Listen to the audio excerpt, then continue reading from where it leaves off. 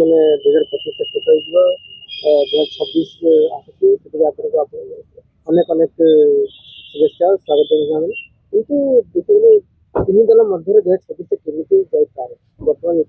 2025 देखा जाए से अनुसार देखो नववर्षर समस्त को अभिनंदन आपण चैनल माध्यम जो दर्शक मैंने देखुं ये नववर्ष समाधान सुखमय हो एवं 2025 और 2026 राजनीति 2025 राजनीति अनेक क्षय दे तीन दल गोटे एमती एक मुहूर्त दे गति करुले तीन दल गोटे केकटर लगी रही है विजु जनता दल में किभली भाव में भोजी राजनीति चलला आप देखिए कांग्रेस रे किभली भाव में नुआपड़ा उपनिर्वाचन पर गोटे बादीपाला चलला मुख्यमंत्री बहिष्कार एमती अनेक घटना घटी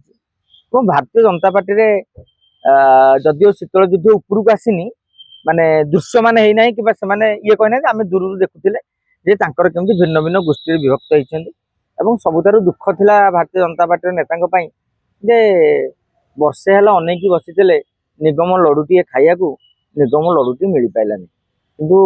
मनमोहन सामल मोहन माझी माने आसंता नुआ वर्ष जेहेतु जनवरी 15 जाए आप देखते गोटे जो खर मास चली जोटा समस्या रही माने कौन भल कम करती बोधे से अपेक्षा करूँ से समय से निगम लडू 26 रे बंटा हम तेणु 26 रे बीजेपी लोकंकर बीजेपी नेतांकर मुहर टिके मिठा लगे समस्त पदपद बंटा विजु जनता दल रे किछि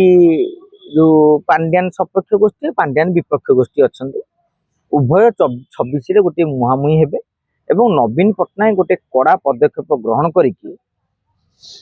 आर असंतोष को प्रशमित करिए बोली गोटे चर्चा आलोचना दल भीतर रोचे से पदक्षेप ने एक्शन ने कौन रिएक्शन होता समय कह आम आज कहवाटा उचित हे ना एवं जदि कांग्रेस कथा कहवा ताले नुआपड़ा उपनिर्वाचन पर भक्तदास जो बैकफुट चली जाइए तेणु 26 रे गोटे बंधु मिलन करी से नेता को एकाठी करंतु एवं नेता माने दल को मजबूत करने आगे आसवे कारण 26 गोटे गुरुत्वपूर्ण वर्ष ये राजनीति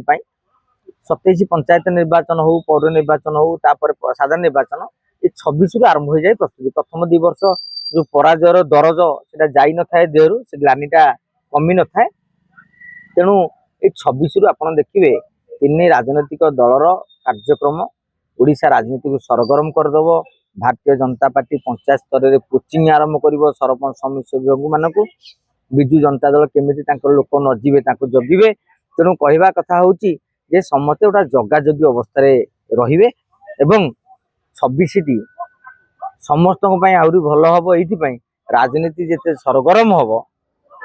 आम जो गणमाध्यम रहीचे आमर खबर चर्चा आलोचना से जोरे सरगरम हम तेणु सी भी खुशी आम भी खुशी आपण मैंने भी बहुत खुशी जय जगन्नाथ नुआ वर्षर हार्दिक अभिनंदन।